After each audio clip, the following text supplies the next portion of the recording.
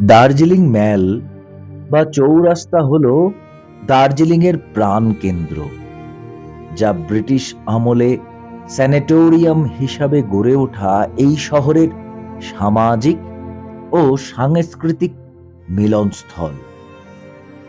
এখানে নেপালি কবি ভানুভক্ত আচার্যের মূর্তি, কাঞ্চনজঙ্ঘার মনোরম দৃশ্য, স্থানীয় হস্তশিল্পের দোকান এবং চা বাগানের শান্ত পরিবেশ এক অবিচ্ছেদ্য অংশ, যা পর্যটকদের কাছে আজও এক জনপ্রিয় আড্ডা ও গল্পের প্রাণকেন্দ্র।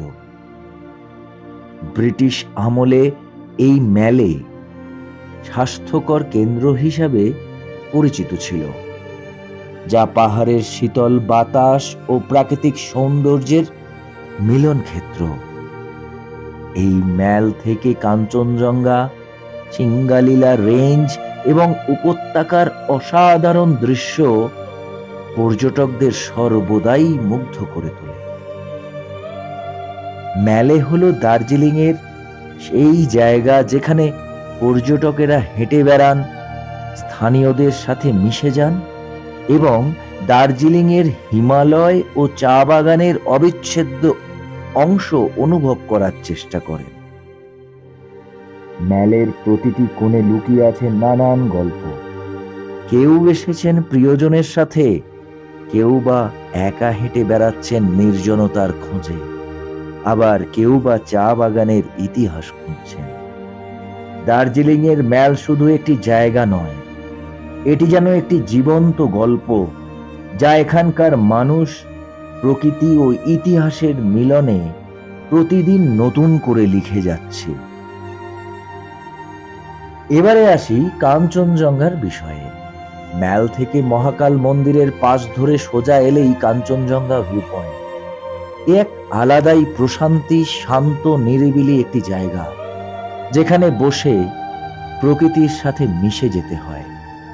চুপ করে বসে শুধু অনুভব করতে হয় দার্জিলিংকে, দার্জিলিংয়ের প্রকৃতিকে, তার বয়ে চলা হিমেল বাতাসকে, সাথে অবশ্যই থাকে দূরের উপত্যকার দৃশ্য, আর থাকে বিশাল কাঞ্চনজঙ্ঘা। পাহাড়ের বিশালতা, হিমশীতল সৌন্দর্য, সূর্যের প্রথম আলোয় তার রূপ, মেঘেদের লুকোচুরি এবং বাঙালির হৃদয়ে তার চিরন্তন ভাবে বসে থাকে। যেখানে পর্বত শৃঙ্গ শুধু একটি প্রাকৃতিক দৃশ্য নয়, বরং এক গভীর অনুভূতি। সোনালি আলোয় রাঙা তোমার চূড়া, মেঘেরা এসে করে লুকোচুরি খেলা, তবুও তুমি স্থির, মহিমায় উজ্জ্বল। বাঙালির চোখে তুমি স্বপ্নের ভেলা, বাঙালির চোখে তুমি স্বপ্নের ভেলা। হ্যাঁ, এই দার্জিলিং এর প্রতিটি কোণে এক নতুন গল্প যেন বসে আছে, মিশে আছে এক অপূর্ব অনুভূতি, তার সাথে আলিঙ্গন করে নেওয়ার মতো এক ভালোবাসা। গল্পে মিশে থাকে কাঞ্চনজঙ্ঘার যেন প্রতিচ্ছবি। তাই তোমরাও এসো একবার দার্জিলিং। এখানকার পাহাড় তোমাকে নিয়ে গল্প লিখবে।